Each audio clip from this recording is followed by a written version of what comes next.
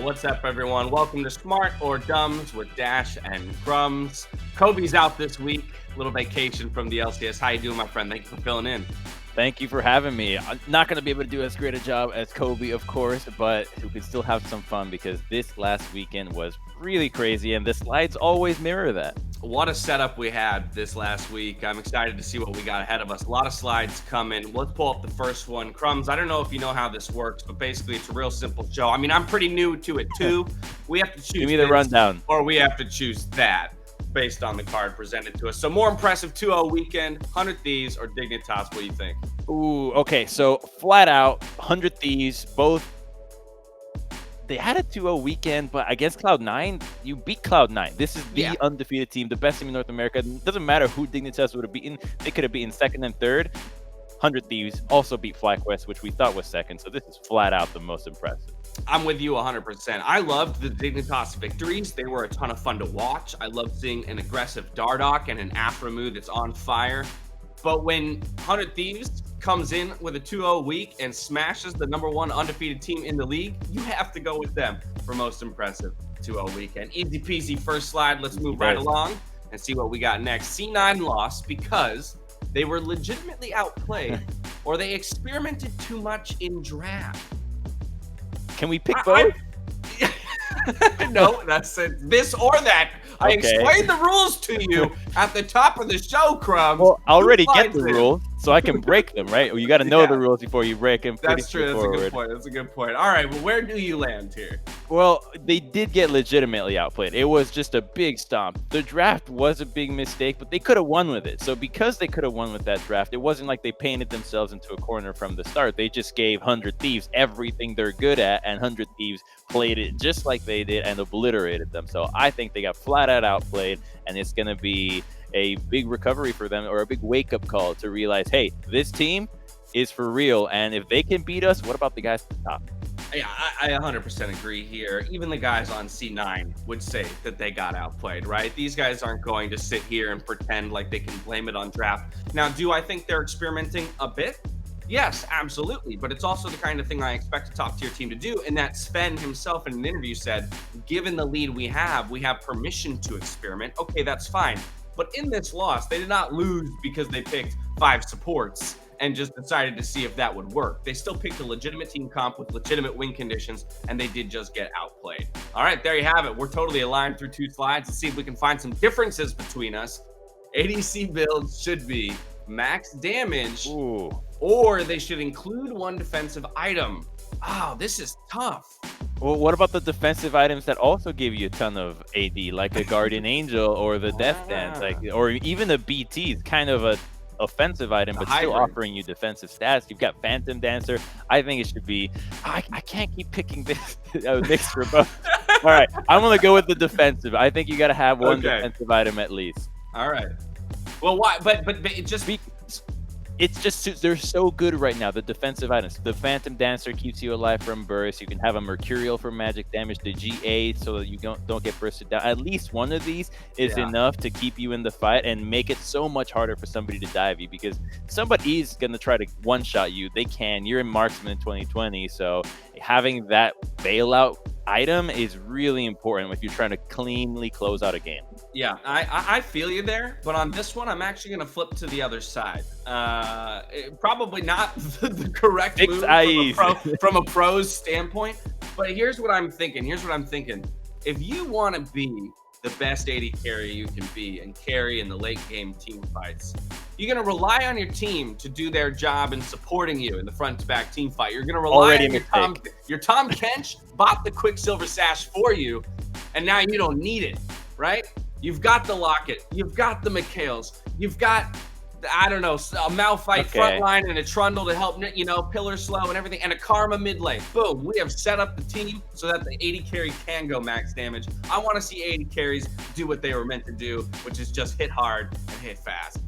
So I'm going with max damage. Don't know if it's actually the right play. Let's move along. In the way you said it, it definitely is. Right? Everybody supports you to do it. Yes. Yeah. So it's an aspirational build in that case. Most likely to keep fit. Oh my God, Crumbz, you broke this or that. You broke this or that. You come on the show and we get this, that, or the other thing. They've listened to my prayers. Now I can pick something else. All right, well, most likely to keep falling, TSM FlyQuest or Evil Geniuses? Ooh, okay, so TSM already announced today that they were going to put Treats in for Biofrost for this week. So I think this team is on the up and up. I think Treats is super solid from Academy. So I'm already moving away from TSM because they're making changes. The other two don't really have that many changes to make, at least it seems. Like FlyQuest, what else are they going to sub in from the Academy roster?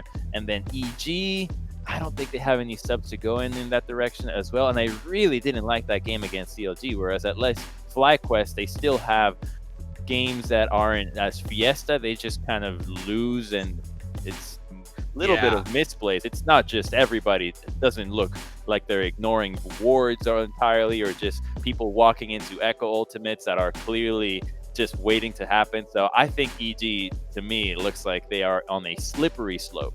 All three of these teams have really tough schedules this week. TSM is playing the Cloud9 Killers and 100 Thieves, and then they're playing FlyQuest.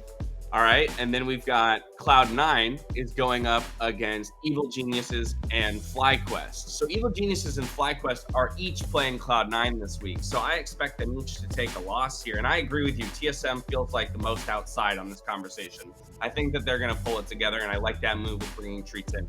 So I'm actually going to say that FlyQuest is the most likely to keep falling because I'm still not sold on the MASH substitution. And I do believe that if Evil Geniuses does eventually decide, screw the experimentation in the mid lane, right? To the nth degree. It's LeBlanc's only, it's playmakers only for Jizuke. I think that they can begin their climb again to being top 3, and Bang is too solid in AD carry. So I'm gonna go with most likely to keep falling as FlyQuest. But what is it? Is it this or that? What is it? Is it the? I guess it's that, because I'm not choosing the other thing. So the middle one is that. I'm choosing that.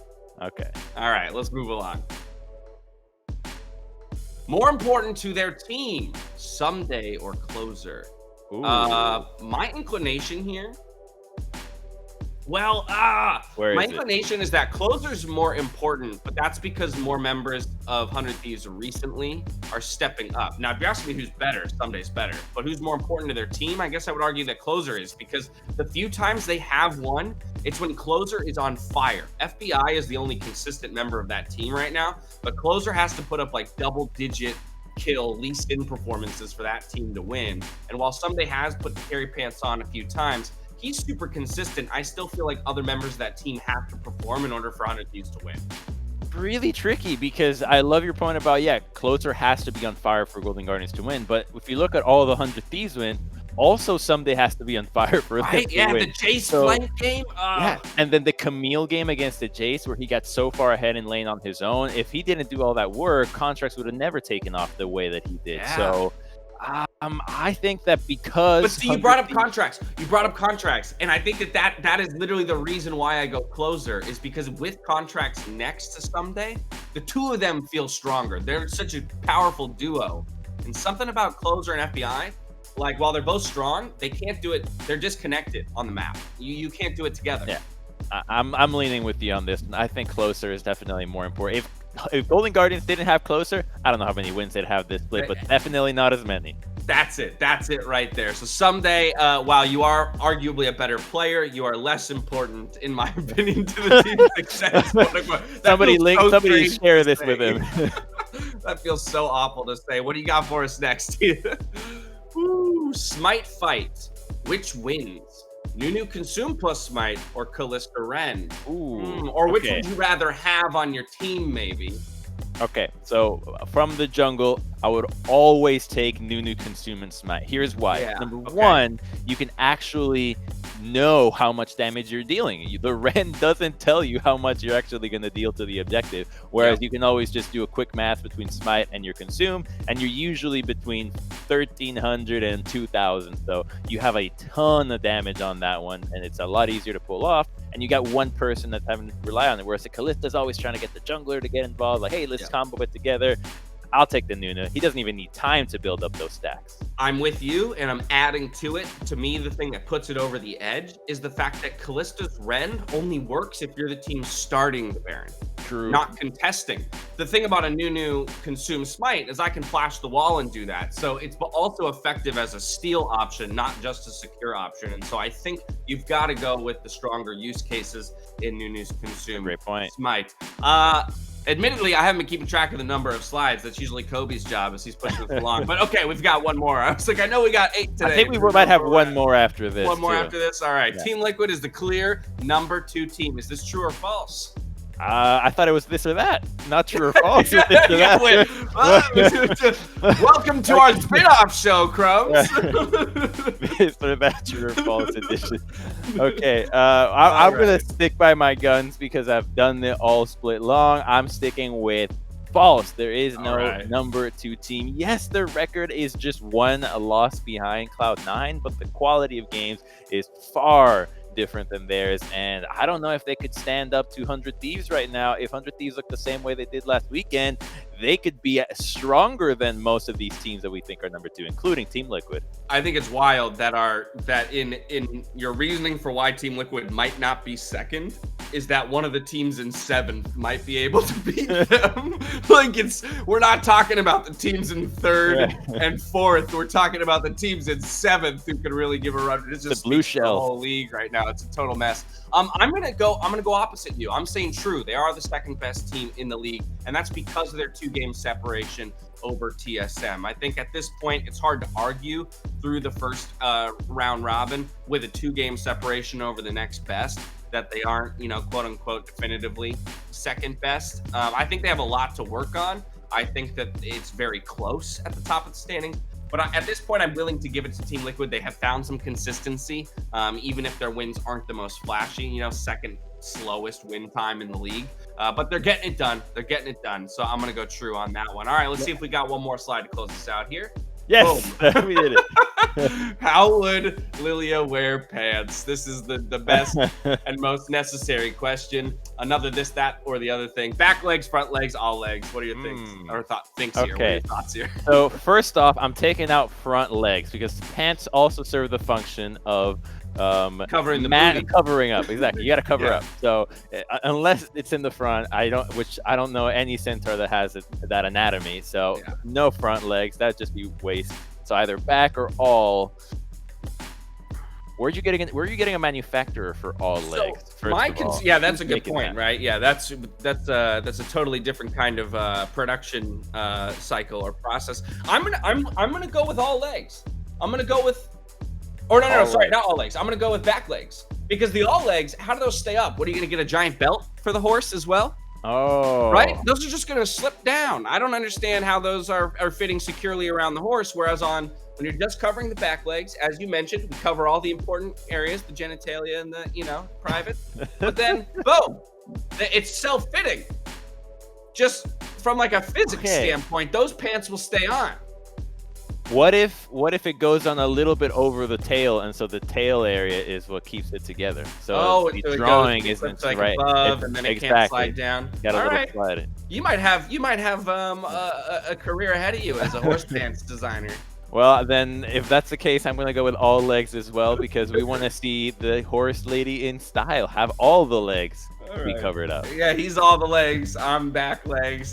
There you have it for this or that. Crumbz, thank you so very much for subbing in for Kobe. I appreciate you taking the time, my friend. It was fun. Thank you for having me. Got to play various iterations of this or that today. We did it all. True or false, this or that, or the other thing. Well, that's going to do it for us here on this week's This or That. We'll see you this weekend for more LCS games.